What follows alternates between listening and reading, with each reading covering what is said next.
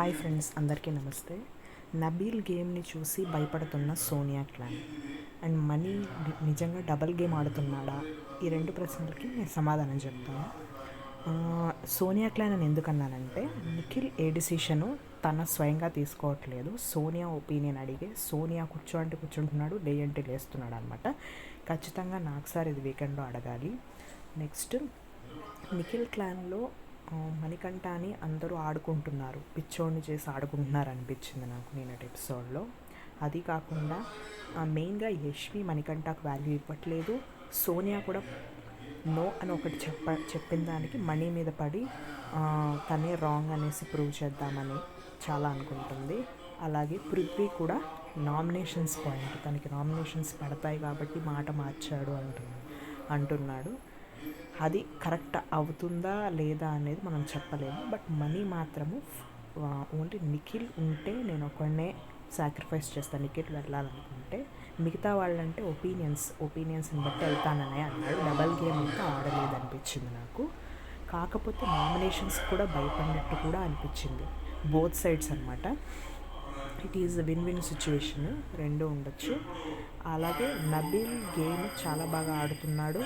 Next, ఈ game ఆడడము సోనియాకి అసలు నచ్చట్లేదు. సోనియా నబీల్ని డౌన్ చేసి మాట్లాడాలి ఆడియన్స్లో. ఫిట్టెస్ట్ అని నేను మాట్లాడద్దు, అతనికి అంత సీన్ ఇవ్వద్దు అని నిఖిల్కి చెప్పడం. నిఖిల్ అది చీఫ్గా, అసలు నిఖిల్ చీఫే కాదు, సోనియా క్లాన్ లాగే ఉండదు.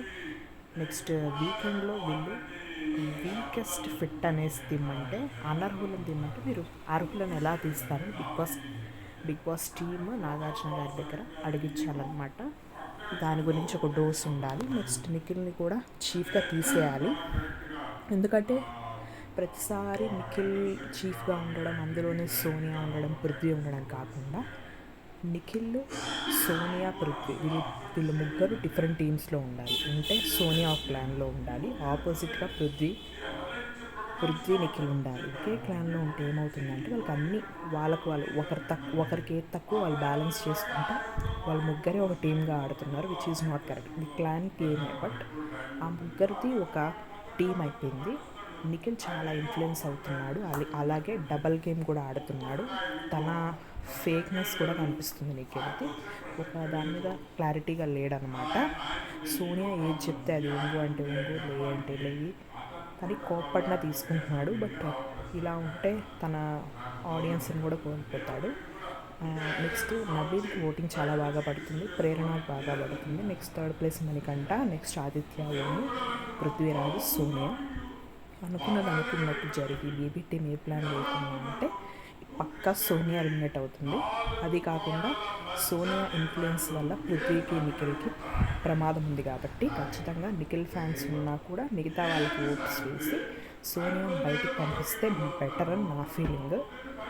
అలాగే నెక్స్ట్, మణికంఠకి వెళ్ళిపోతానన్నా కూడా తనకి ఓట్స్ బాగానే పడుతున్నాయి నిన్న ఎపిసోడ్తో. నెక్స్ట్, చాలా టాస్కులు జరిగాయి బిగ్ బాస్ హౌస్లో. డాన్సింగ్ టాస్క్ అని, నెక్స్ట్ ఇమిటేషన్ టాస్క్లో నబీల్ బాగా ఎంటర్టైన్ చేశాడు. సో నబీల్ విన్నర్ అనమాట. నెక్స్ట్, రేషన్ టాస్క్ జరిగింది. అలాగే ఈరోజు ఎపిసోడ్లో తన డ్యాన్స్ టాస్క్తో పాటు నెక్స్ట్ కొన్ని సౌండ్స్ బిగ్ బాస్ వేస్తే అవి వరుసగా చెప్పాలన్నమాట, డిస్ప్లే చేస్తాడు బిగ్ బాస్. ఇది కరెక్ట్ అయితే దానికి సంచాలకుగా నబీల్ పెడతారు. బట్ దీంట్లో కొంచెం ఫన్గా జరిగిన ఏమవుతుందంటే, నబీల్ కొంచెం ఫన్గా ఉండడం వల్ల వాళ్ళు నిఖిల్కి కొంచెం హెల్ప్ చేస్తారు టీము. దానివల్ల వాళ్ళ టీం వాళ్ళు ఎక్కువ రాసేసి ఎక్కువ రేషన్ తెచ్చుకుంటారు. ఎక్కువ టైం ఉంటుంది వాళ్ళకి 2-3 మినిట్స్ ఇస్తే సీత వాళ్ళ టీంకి 1 మినిట్ ఇస్తారనమాట. రేషన్లో ప్రాబ్లం అయింది. సో నామినేషన్స్ కూడా దీని రీజన్తో పడచ్చు. ఇది తెలిసి నబీల్ కూడా సారీ చెప్పాడు అందరికీ, ఐఎమ్ సారీ అని. కొంచెం ఏడ్చాడు కూడా. సీత వచ్చి కన్సోల్ చేసింది. బట్ అలా ఏడవడం బాధ అనిపించింది, ఎందుకంటే తను సంచాలకుగా చేశాడు, ఫన్ అనుకున్నాడు. కానీ రేషన్ అనేసి తనకు కూడా ఐడియా లేదు కాబట్టి తను అన్ని టాస్క్లో ఆడటం, ఓటింగ్ పర్సంటేజ్ కూడా టాప్లో ఉండడం. నెక్స్ట్, టాప్ 3 ప్లేస్లో ఉన్నాడు. నెక్స్ట్, విష్ణుప్రియ, నిఖిల్ వస్తే వాళ్ళ ఓటింగ్స్ని బట్టి నబీల్ ఫస్టా, సెకండా, థర్డా అనేది కూడా తేలుతుంది. ముగ్గురు నామినేషన్స్కి రావాలి.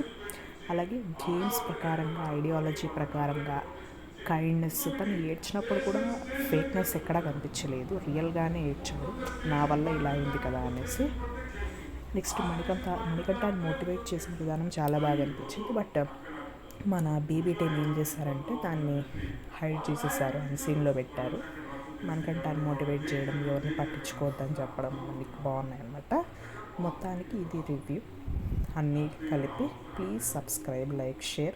Thank you, bye.